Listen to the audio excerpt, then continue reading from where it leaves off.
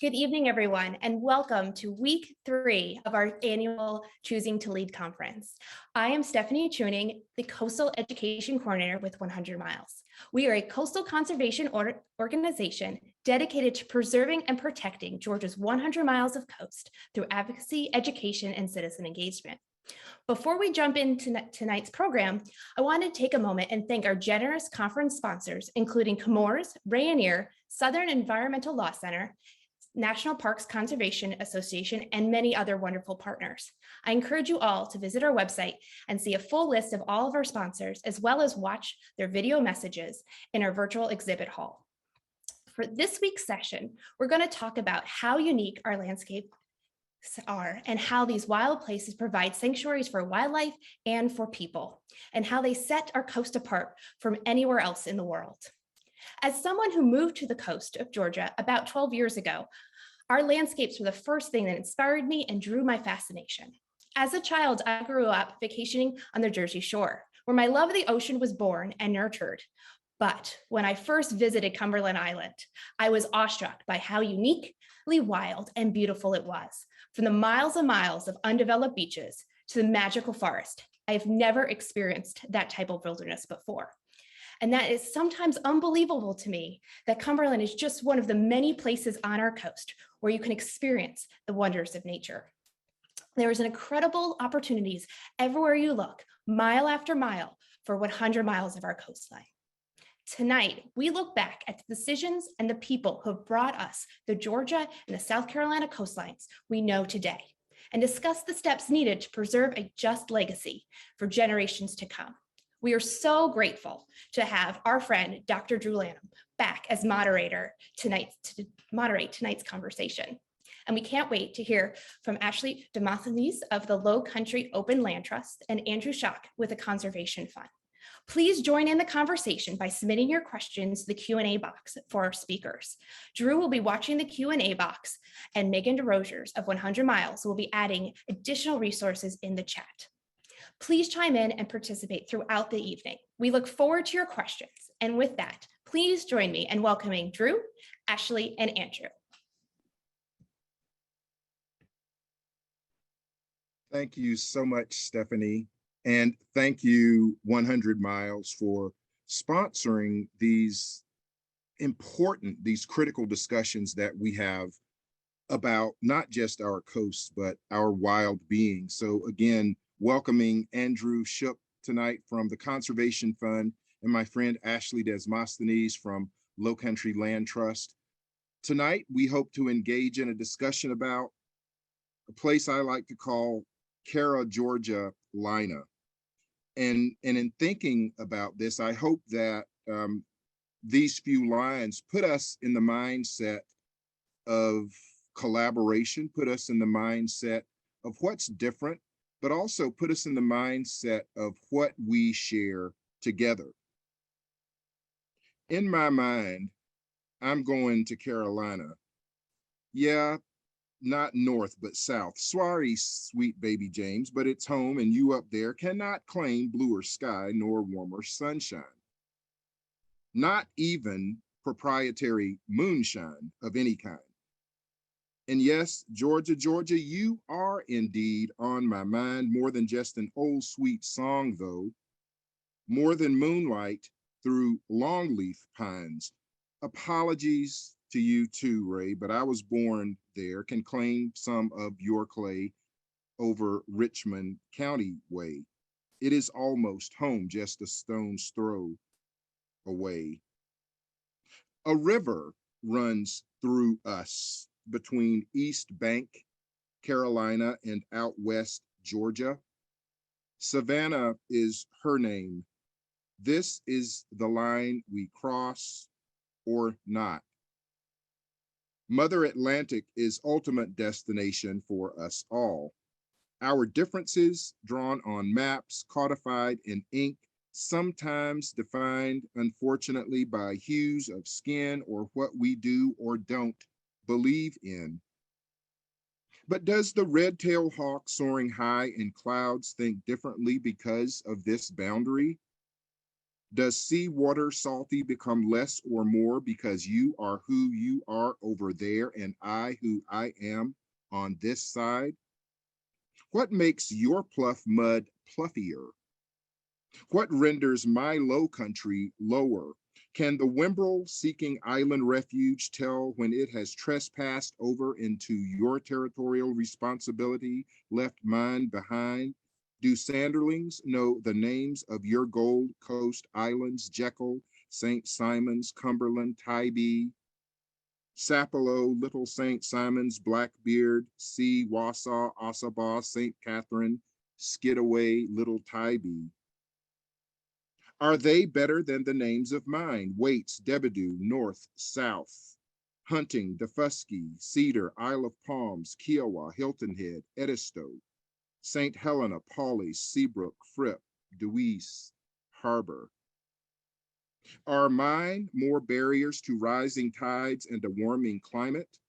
Whose sand is sandier? Whose horseshoe crabs crabbier? The bitter taint of history, first people cheated, murdered, moved out, tall ships ferrying Black lives from Mother Africa, Senegal, Ghana to Charleston and Jekyll, bondage into centuries of pain. Just as terrible here as there. Rice, cotton, indigo. The toll of all that toil enslaved lies in plain sight. Long rows of memories, marshes full of misery. The sweet grass recalls. The wood stork remembers. The shorebirds stitch us together, islands tied together by red knots, ecologically tight as sand spurs on the dog's fur. The clapper rail applauds, clouds of whimbrels wind the sweet into our ecology, taking what was to be better. This divide between us, a necessity, some say, of policy. The wildness knows better, the borders we impose. A bridge to better is who and what we propose. So, Andrew, you've sort of heard me whine through Georgia, Carolina, as it were. I'd like to talk tonight to both you and Ashley about being bridges. You are both well established in the conservation world and have done this work for quite a while. So trying to understand what it means to be who you are, to be a bridge builder for conservation. Can you just tell us a little bit about what it is that you do and how you see your role as a conservation leader in Georgia, building these bridges to better? Sure, Drew. Let me get my show going here. There we go. Well, thank you. I'm Andrew Schock with the Conservation Fund, and you are looking at a photograph here of the Todd River on the north side of Ceylon, an area that we acquired in 2019, and I'll talk a little bit more about that. But the Conservation Fund is a national land trust. We facilitate the acquisition of lands mostly for public agencies. Sometimes we work with other land trusts, but we facilitate acquisition of land for public agencies. And we do that by acquiring the property using our own capital and holding it until that public agency is able to bring their capital together, and then they acquire the property from us. And we work with the state of Georgia, we work with the US government, the federal government, and of course we work throughout the country. So we work in South Carolina, and we work in all 50 states. So that's how we do our work, or what we do, but how we do our work is in partnership with others. We're not the organization that says, oh, this parcel of land is critical for conservation or for public access. but we are the organization that when those properties are identified, agencies can come to and we can help them acquire it. Now, in Georgia, we're pretty well known. We, the land conservation community, are pretty well known for our collaboration, our working together to achieve some pretty large scale land conservation. And there's really, in my view, sort of three areas where we can collaborate, or three collaborative methods, I guess. One is through planning. The other is through collaboration of the whole, and I'll give examples of these. And then the third is collaboration on a specific project. So, okay, I'm trying to advance the slide now. There we go. So here is an example of collaboration of the whole. In this area, many of you will recognize this. This is the lower Altamaha River in Georgia, coming from well in the interior of Georgia down to the coast and creating several barrier islands. Well, this is what I'm calling collaboration of the whole, where prior to 1991, some land acquisition was done on the coast. The lower the number means the earlier that the property was acquired. So the coastal properties, the barrier islands were some of the first acquired properties. But then over time, over really 20 years, pushing 30 years, a lot of other acquisitions have happened. The real change, though, from the early times before 1991, when there were just a few islands acquired, the real change came when the Nature Conservancy received a grant from the Robert Woodruff Foundation and hired Christy Lambert. Many of you may know Christy. Once the Nature Conservancy had determined that this Altamaha River corridor was important and needed to be protected through land conservation, that really kicked it off.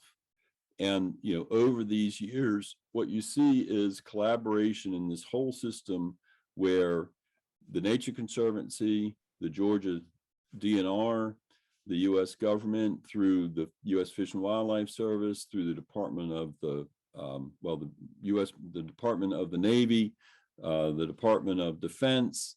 All the different aspects of the federal government have played a role here. The different land trusts, the Conservation Fund, all have played a role in securing these different tracks over time and in securing the appropriate management of the tracks. So that's a system where we all work together to protect that larger system.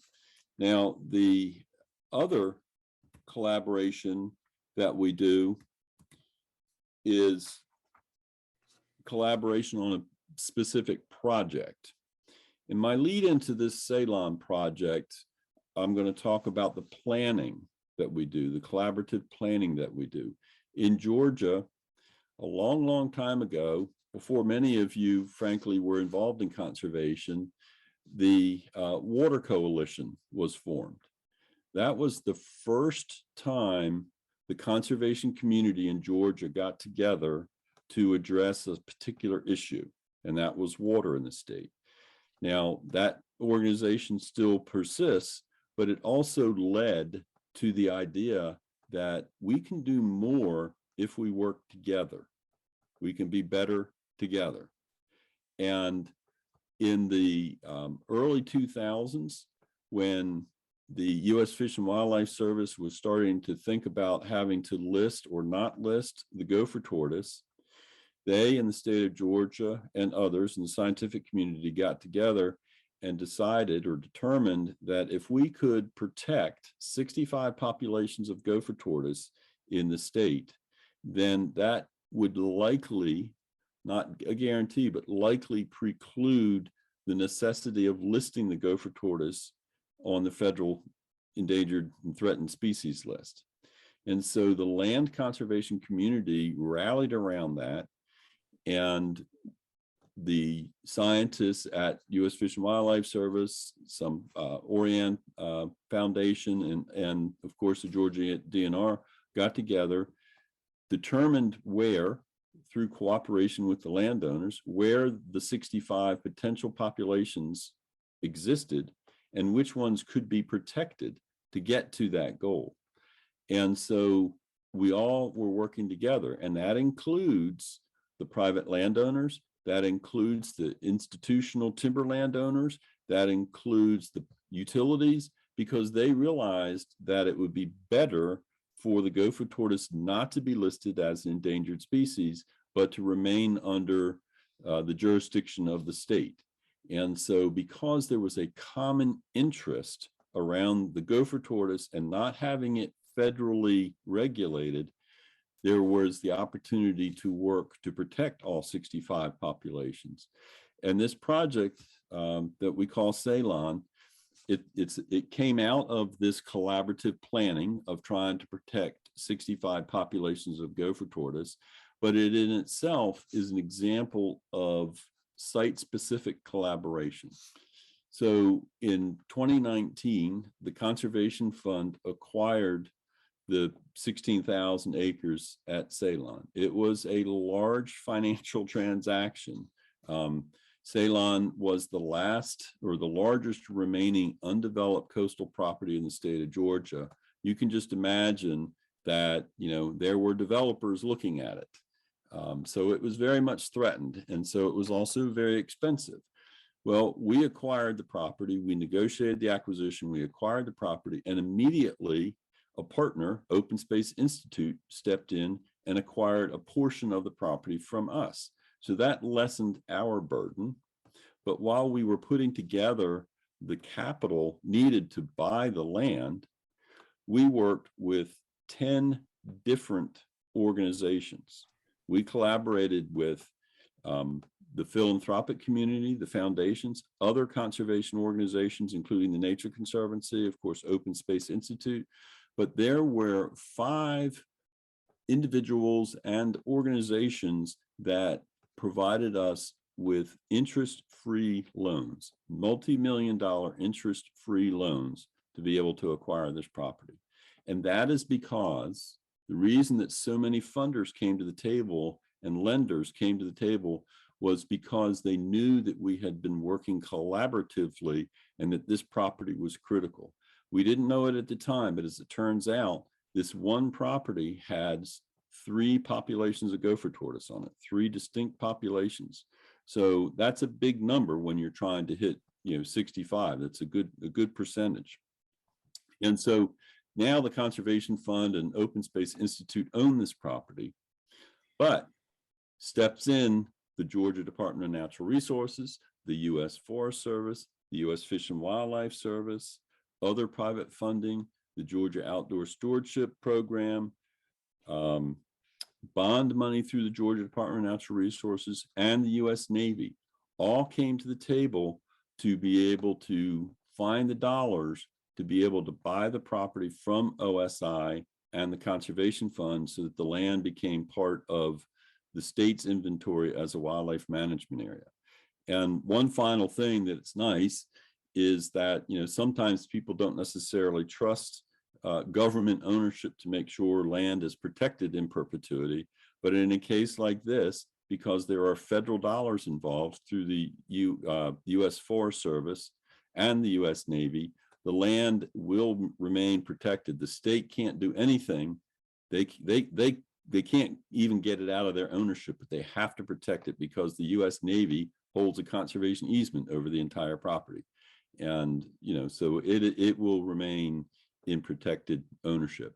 So those are just some examples of different types of collaboration that the conservation community, the land conservation community is involved in Georgia, and then some specific examples of what we've done. So Ashley, or Drew, I'm not sure who should take over from here, but I'm going to send it back to you. Andrew, thanks so much for that. Wow, impressive work there that's gone on. And looking at these maps as we talk about the richness of these coastal environments, but then I always have to go back to my friend Janice Ray and thinking about the Altamaha River and its importance to Georgia, but also culturally as we think about wildlife and habitat and all of those things that make our coastline so vital. And so I'm going to switch over now to Ashley Demothesnes with Lowcountry Land Trust. And Ashley, ask you to tell us about yourself a little bit, what it is that you do, and talk some about this collaborative process that Andrew has talked about so eloquently, and how it plays into your work and what you do in the Lowcountry of South Carolina. Okay, thank you. It's great to be here. Hello, everybody.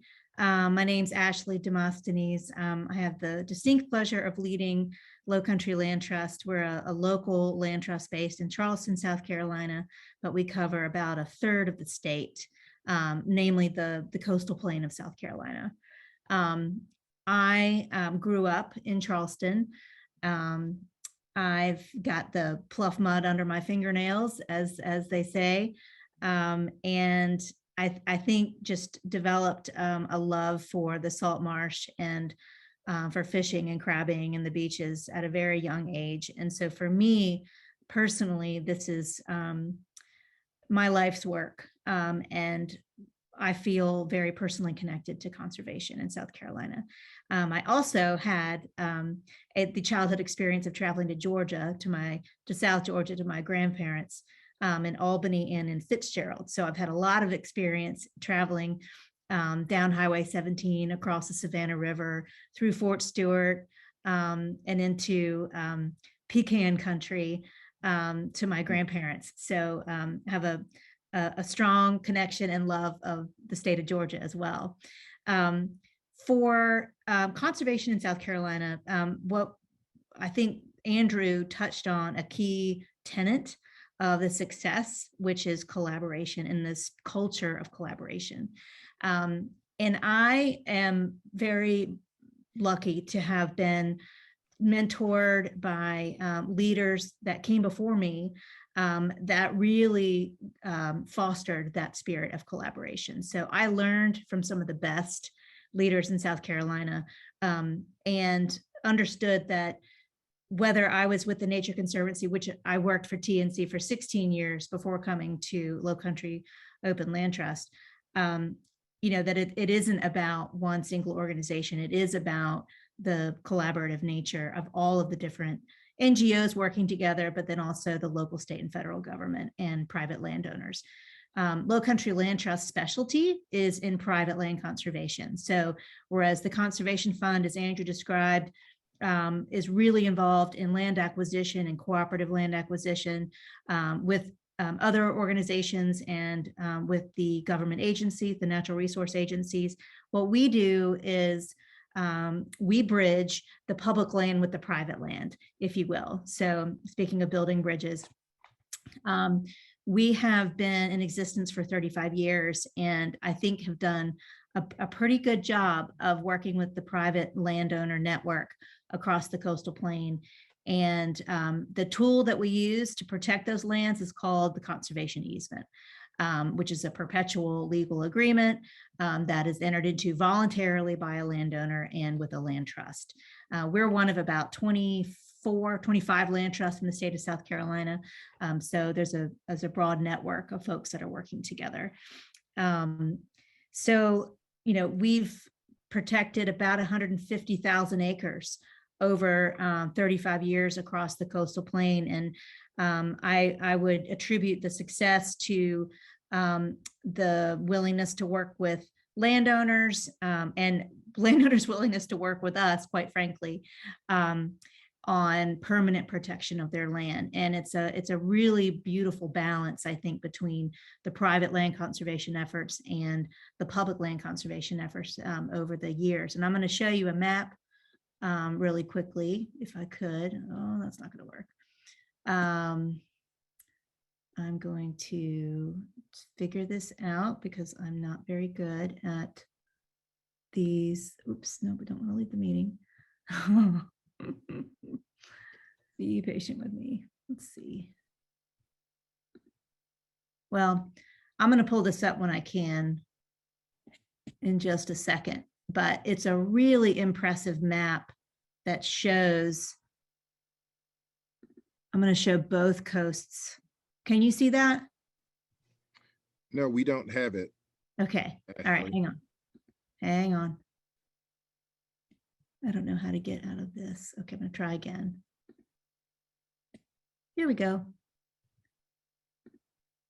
Can you see that now? Yes. Okay. So up here where my cursor is, I'm around the Myrtle Beach area, and then I'm going to come down through the Francis Marion National Forest, which is this large green block here, down through Charleston. This is an area known as the Ace Basin, and down to the Savannah River, where you see a whole collection of protected lands up and down the river, and then down through Georgia. This mosaic of protected lands is really the culmination of or the combination of that collaborative spirit that I was speaking about earlier. And in the mix, we have everything in brown is private protected land in South Carolina. You can see there's a lot of private protected land in South Carolina. And the early leaders that I referenced earlier included families who had a vision, who really felt and foresaw the threat of development from the urban centers, including Savannah, but mainly Charleston at that time, and felt the need to set aside these family lands that had been in their families for generations. So a lot of the private land conservation movement began with just a handful of families who decided we are going to permanently protect our properties through this mechanism called the conservation easement. And this area down here, known as the Ace Basin, which probably many of you are familiar with, but it's an acronym that stands for the Ashepoo, Combahee, and Edisto River Basin, was really a catalyst, I would say, for that collaborative conservation that we now have seen replicated in other parts of South Carolina, particularly up and down the coast. So what also happened at that time to help catalyze and to develop a framework for conservation up and down the South Carolina coast was the North American Waterfowl Management Plan. So another bridge to conservation in my mind is wildlife and waterfowl, and that traditional use of waterfowl hunting, but also all of those historic rice fields that were no longer obviously growing rice, but that became a haven for birds and for that bird habitat. So with the North American Waterfowl Management Plan, and then the development of the Atlantic Coast Joint Venture, a program of the Fish and Wildlife Service, a framework was created for the conservation of these coastal watersheds. And the Ace Basin is one of the shining examples of that. So I could go on and on, Drew, but I want to let you interject with some questions. I hope that answers your first question anyway. Thank you so much, Ashley. And thank you again, Andrew, for those presentations. I think, you know, and I'm thinking about what both of you do, and you've both mentioned in one way or another, sort of, as you talk about collaboration, you've mentioned trust. Mm-hmm. and in these partnerships. So I want to talk about sort of, Ashley, you talk about the people who taught you this work. And Andrew, you made some of us feel very old, as you said. You probably weren't around when this was happening, but some of us were. But it all starts, I like to say to my policy classes that every policy begins with somebody's personal agenda. And so can you talk about how you establish this trust for someone, for example, to give you a no interest loan when you're talking about these land acquisitions, Andrew, and for Ashley, for landowners to trust that their land is going to be held in abeyance in the right way, and it's not going to be sold down the river, so to speak, at some point in time. So I'd like to hear from you maybe first, Ashley, about that trust that you develop and how that happens. So I'm glad you brought up that word trust, because it's an important value. I think that it not only is it in the name of the organization and the type of organization, but it is a core value of what we do. And for a landowner to consider putting their land in a permanent restrictive document forever. I mean, a perpetual is a long time. Perpetuity is a long time, as we say. And so it's a really big deal. And it's not lost on any of us in the land trust business to fully grasp the gravity of the decision that it is being made by that landowner to permanently encumber their land. So, we go into it very delicately, because it's very personal a lot of times for that landowner to make that decision.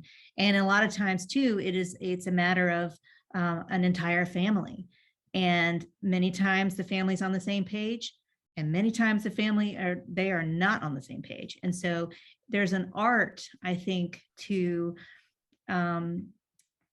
building bridges, again, to continue that theme that you talked about, with the individuals within a family, and to help them imagine the future of their property and what it could be like when they protect it. And then also paint the opposite picture of what it could look like if they don't. And so I think it takes emotional intelligence to have this conversation. It takes patience, a lot of patience. And, ultimately the trust building process takes time. And so I think that that is a fundamental attribute of anybody that's working in the land trust business, is to build that trust. And for the family to feel like they're part of something bigger than themselves, and that the land trust partner is right there and helping them realize that long-term vision, and that we're not pushing them to anything. That's the beauty of private land conservation and easements, is that it's voluntary. Most of the time, we have landowners coming to us. We are also proactive in our conservation efforts, but most of the time, they're coming to us. And an old colleague of mine used to say, a landowner will put a conservation easement on their property for 3 reasons. They love the land, they love the land, and they love the land. So there are financial incentives, of course, and that's icing on the cake. But they do it because they love it and because they want to see it stay that way in perpetuity.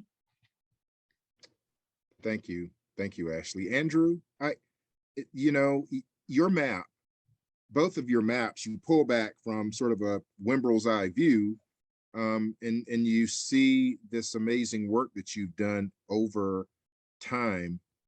But you talk about those barrier islands being first and then sort of moving up and down the river and getting these different pieces. But there's a question that relates to trust for you, Andrew, that one of our audience members had, and they wanted to know, what is the Navy's interest in Ceylon? Is it something strategic? So how does that trust come into being, with the U.S. Navy and conservationists? How do you make that work? Right. Well, again, it's coming to that common goal. And I will say, of course, you both are talking about trust. Something that we've done here in Georgia, there are 5 organizations that are sort of the statewide, involved in statewide land conservation. And the leaders of those organizations, the executive directors or the directors of those organizations, before COVID, we would get together 2 or 3 times a year on an overnight retreat. And that was to build trust. You don't trust anybody unless you get to know them. And so that is how the Gopher Tortoise Initiative began. We actually were invited to come down to the Joseph Jones Center at Itchaway Plantation. And we knew that we were being invited to bring something big. And that the 5 of us were being invited because, the people at the Jones Center thought we could bring something big. And that's where the Gopher Tortoise Initiative was born, through the 5 of us thinking through what is the big land conservation. But it's because we work so closely together. And you asked me the question earlier, why would anybody loan us, an interest-free loan, multi-million-dollar interest-free loan? Well, the money did come to the Conservation Fund, but it came to the collaboration, because these are funders and individuals that know us collectively and know the power of what we do. So that's kind of how it all works. And in the case of Ceylon, the Navy's interest, they realized that they have the only nuclear submarine base on the East Coast is at Kings Bay, and if there were 20,000 houses on Ceylon, which it was zoned for, there'd be a whole lot more boat traffic and detritus and all sorts of things in the intercoastal waterway where they do a lot of their operations. And so they were very concerned about development on the coast. And so that's why they were willing to fund the purchase of a conservation easement. So it's strategic, but it's not in a sense directly, it's not military training. It's protecting the training that they were already doing, but it's not like they have no right to train on the property. So it is strategic in the sense of protecting what they're doing. And so again, I mean, frankly, it boils down to people. We got to know, our collaborative group got to know the people at the installation. We've worked with the Department of Defense and the Department of the Navy and other places. And so, we trust them. And, we also, look at what the documents say and that sort of thing. Well, it's these amazing stories of how it happens, whether it's Ceylon or whether it's the ACE, and the people that are involved in this, and then these huge sums of money ultimately that come in. And we had a question, and someone said, what role does public funding for land conservation play in the work, and how much do you rely on it versus donations of easements versus private dollars? So public versus private versus the easement. Right. So how do those come into play, Andrew? Right. I'll start with that, Ashley, if that's okay. Go right ahead. I think, and Ashley touched on this. I mean, really, in the role of the Conservation Fund and of some of these large initiatives, the Gopher Tortoise Initiative, the Altamahal, that I've talked about, that is really sort of the public sector of land conservation. And so public funding, public funds, whether they are federal funds or state funds, are critical. I mean, critical in the sense that they make up the biggest pot, but it's still important to have private funding, individual donors, philanthropic, foundations, as well as donations of, different interests in the lands. And then Ashley, you talked about the private side, so I'll let you go ahead and answer the rest of that question. Sure. So while our focus is primarily private land conservation, we do frequently apply for public funding to both acquire property in fee simple, which we don't do nearly as much as the Conservation Fund and some of the other groups. We don't, our first strategy is not to necessarily own land. We do own some land, but it is to protect private properties. And many times that does involve an application to a state conservation bank or a county greenbelt fund, that kind of thing. When we, the Lowcountry Land Trust, were first starting out, and back in the day when I was with the Nature Conservancy, most, if not all, of our conservation easements were donated. 100% of the value was donated. And it wasn't until the Conservation Bank and Beaufort County Rural and Critical Lands Program and the Charleston County Greenbelt Program was developed that there became public funding sources to protect both public and private land. So I think that opened doors for many landowners who had a lot of resources baked into their property, but maybe didn't have enough income to necessarily offset or to take advantage of a tax deduction purely. So from my perspective, having those public dollars available to purchase easements that clearly protect public benefits, that was a game changer. And it enabled so many farmers and working forest landowners and others who are contributing every single day to the local economy, a way to participate in a way that they could not before.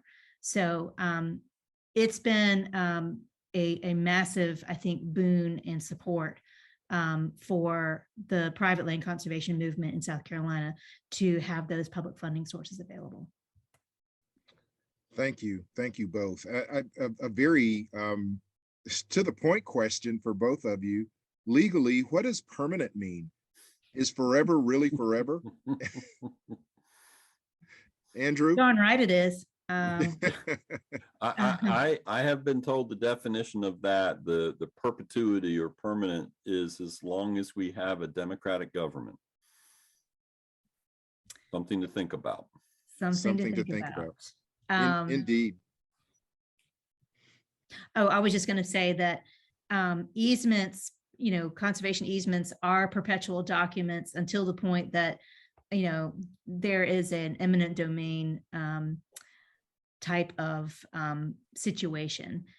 And that does happen from time to time.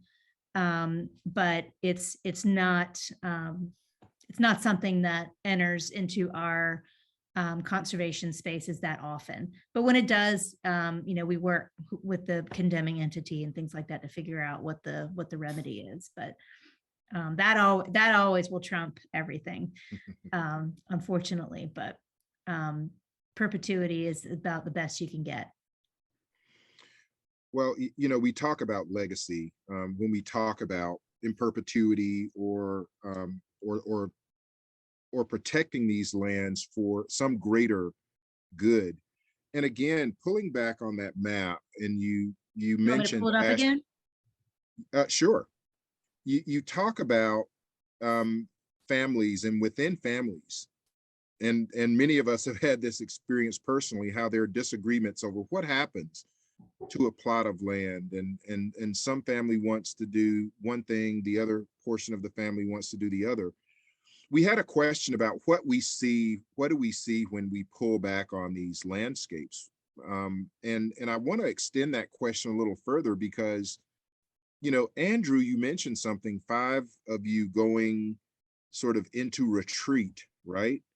And having some vision and having really a dream for it. And Ashley, I can imagine, at some point to think about a whole basin for these 3 rivers, that somebody is having to think big about these. So when you look at maps like this over all of your years of experience and learning and doing, what does it represent to you, Ashley, when you see this map?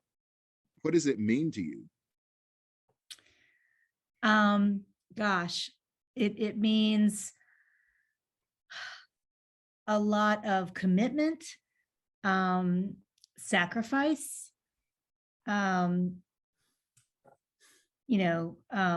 giving up of, and then I don't mean that in a bad way. I mean in a very forward-thinking way, paying it forward, thinking about it's the next generation, not just of people, but again of wildlife. But I see connective tissue, and I see playing, or protecting the playing field, or the landscapes, and providing for adaptation and for wildlife to have a chance. So that's what I see. I mean, and every single parcel that's got brown or green on it has a story. So baked into every single parcel that's protected, or every single unit of national forest or national wildlife refuge or wildlife management area or heritage trust preserve has a story. And there are people behind that story of that, how they made that happen, how they negotiated that land deal with that timber company, or how, they worked with the family who they were at odds, but at the end of the day, it got done. So, I mean, I see so much. I see stories, and I see swamps, and I see longleaf pine forest at a grand scale. It's really exciting, and Ashley obviously yeah. is an optimist, because I see a lot of danger. Yes, I am. I've been accused of being an optimist. Sorry. I see a lot of space that's not protected. Mhm. And I would not advocate that everything has to be quote unquote protected and not Right. developed on, but we should be thoughtful.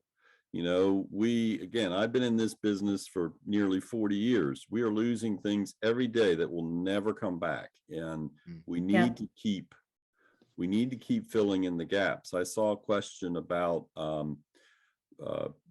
you know, what I'll call upland corridors. It's, you know, you see right here, I see at least 3 corridors along rivers where there's been some protection. But what about some interconnectedness between those corridors? Mhm. And, you know, the honest truth is those are much more difficult to do land conservation on. River corridors, you have undevelopable bottomland hardwood, you've got floodplain, so those tend not to be developed. Now, there certainly is interest in protecting from that gray area by Hinesville, which is Fort Stewart, down through the Altamaha River to the Okefenokee. There's a nice sand ridge down through all of that that's good for longleaf pine and gopher tortoise. That would be, I mean, if you talk to Jason Lee at the Georgia DNR, he'd like to see that protected tomorrow.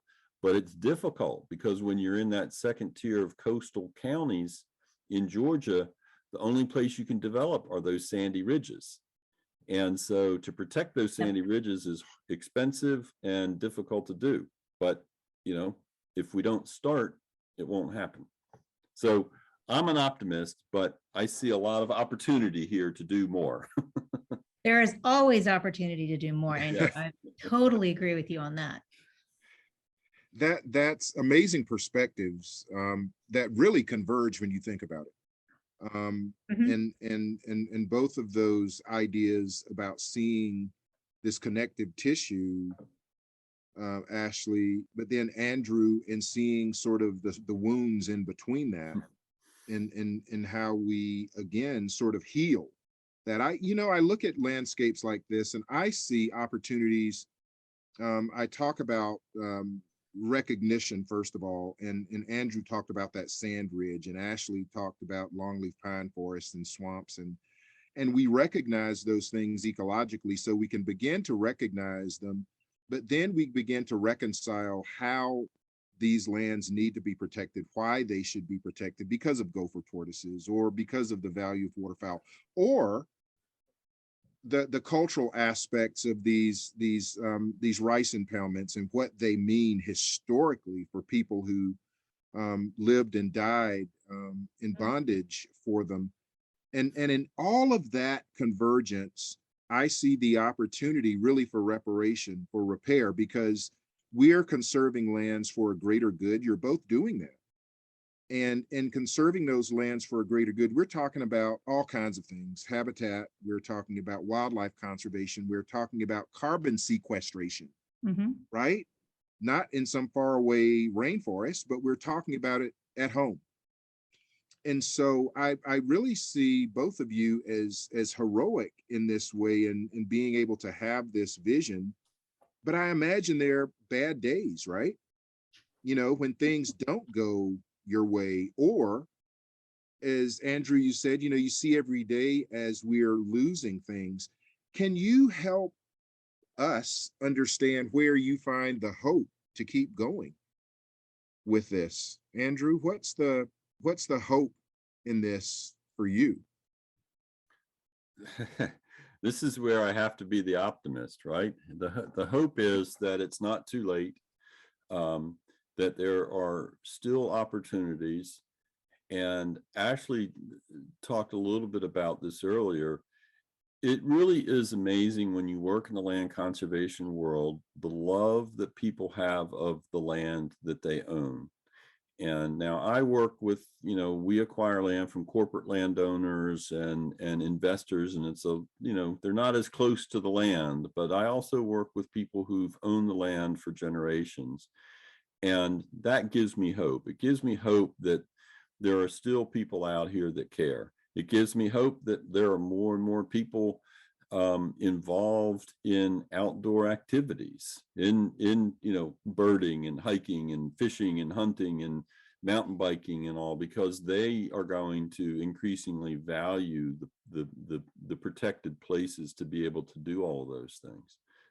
So that's what gives me hope is, I guess ultimately my fellow humans, that there are enough of us that care that we can make a difference.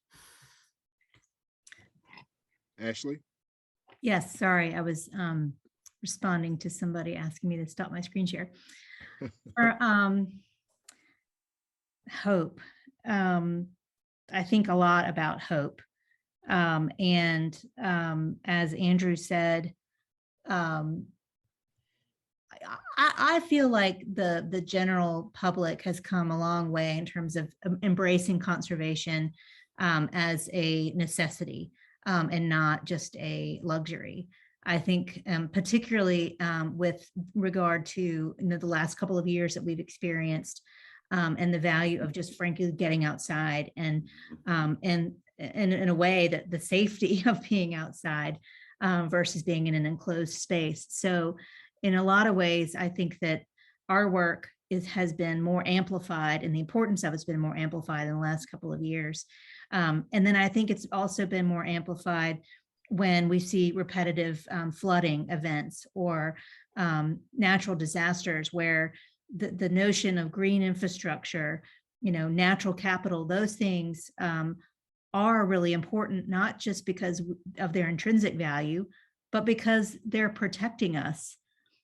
And so it's thereby important for us to protect the resources that protect us, if that makes sense. Let's protect the things that protect us. And so there's more of I think of a visceral recognition of the value of conservation. And that gives me hope because sometimes it takes a little bit of a crisis to wrap your head around why is this important. So I'm not saying that I'm grateful necessarily for COVID or for natural disasters, but I am grateful that people are becoming more and more aware of the necessity of it and it's not a luxury. It is actually vital for human survival. So that awareness, I think, that gives me hope. And again, and I am an eternal optimist, and I just I think that the next generation, I have to hope that the next generation is going to pick up the work that Andrew started and that I'm doing now, and we'll keep moving it forward, especially in the face of the climate change. And that's their crisis. I mean, it's all of our crisis, but I think that the next generation is really focused on that. And so I don't know if that answers your question, but it does, and we have so many amazing questions that are popping up here that I hope that maybe privately we'll be able to get to some of these questions. But there was a question about birds, and again I link everything through birds, and I'll go I'll go to DeVoe Bank in South Carolina here, this little spit of sand, and someone was asking me about shorebirds, and birds are sort of metaphors for hope and freedom and choice and all those things. But to find tens of thousands of an imperiled species in our backyard, essentially, with all of the whimbrel that were discovered there by Felicia Sanders, this another hero of the Lowcountry. But those are birds that we know, the researchers know, those birds are flying down into Georgia, finding roosts on some of those barrier islands as well. And so those birds are hope in a way that maybe we didn't think existed still. Tens of thousands of birds that probably represent the largest population, known population in the Eastern Flyway. So there are these opportunities for the unseen in our nearby, far away, as I call it, for us to do better. And what the two of you, Andrew Schock and Ashley Demothesnes, are showing us is that there is work to do, but there's work that's been done that's an example of how to go forward.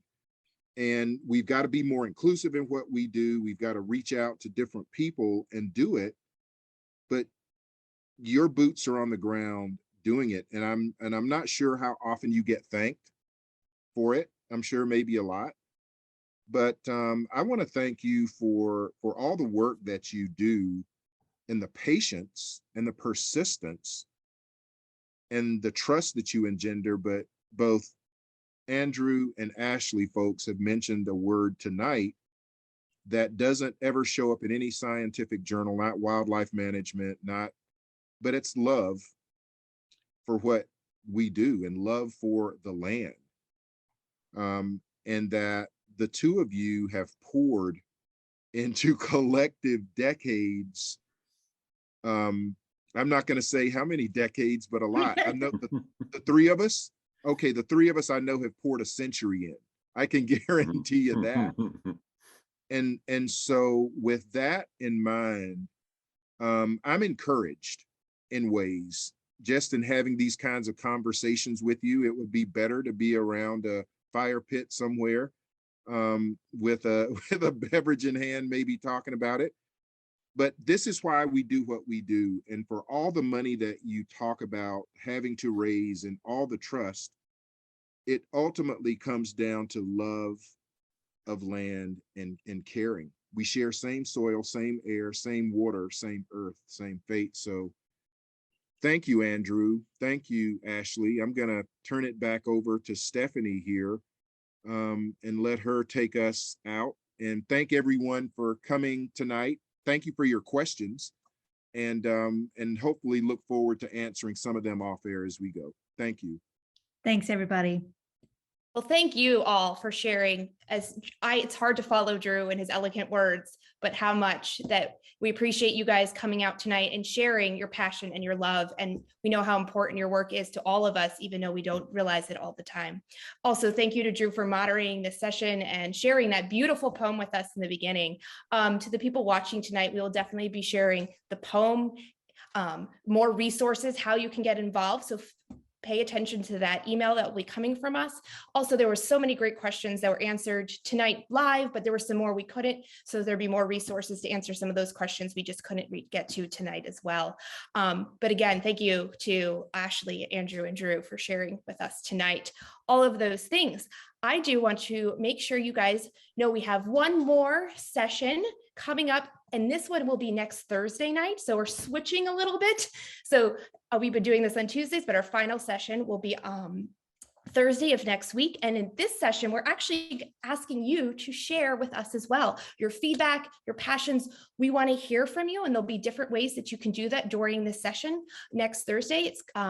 So make sure you look for that link in your email. It'll be sent to you again next week, as well as follow-up information and a recording of tonight's video if you would like to share it with other members that didn't get to join us tonight.